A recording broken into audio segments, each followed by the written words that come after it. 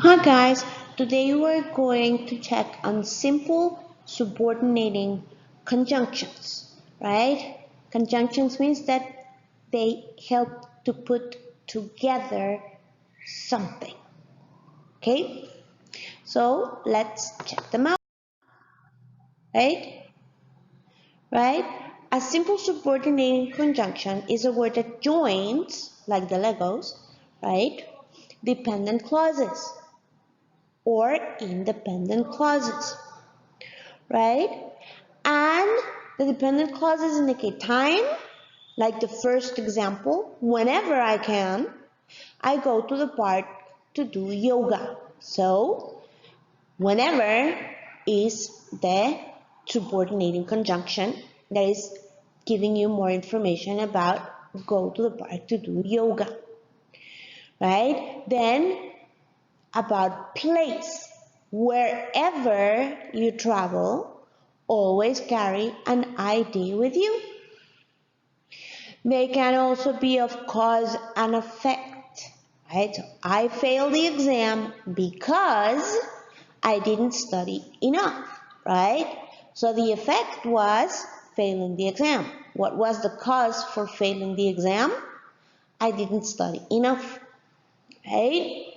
Or of condition. The city will be evacuated, right? Unless the storm goes away, right? So the condition is if the storm goes away, people can stay in their homes. But if it doesn't, the city will be evacuated. People will have to leave their homes, okay? Of concession, right? So although Richard is sick, so even when he's sick, he will help us do the project. So yeah, he's sick, he's feeling bad, but he will still help with the project. Or of contrast, right? Something positive with something negative, or something negative with something positive. So the hurricane destroyed a few houses, whereas the storm didn't cause problems. So the hurricane destroyed the houses, but the storm was not a big problem. Okay? Not so sure about what. Let's look. Right? So you have of contrast, ideas of contrast, right? You have of time, you have of location or place, right? Cause and effect. So the cause is that something happens and the effect is the result of that cause, okay? Right? Concession, if this other thing will happen, right? Or give and take, if this happens, this other thing will happen, right? Or contrast. Let's look at some of the examples, right? So, to express cause or reason, you use because, so that, as, and since. To express time, before, after, until, till, when, as soon as, whenever, and what. To express condition, unless, if, even if, in case, or provided. And to express contrast or concession, you use although, even though, or whereas. Look at the examples, right? Pete didn't go to work yesterday because he was ill. So it's giving you a reason why Pete didn't go to work, because he was ill or sick, right? Then I will call you as soon as I get home. About time. When? As soon as I get home, right?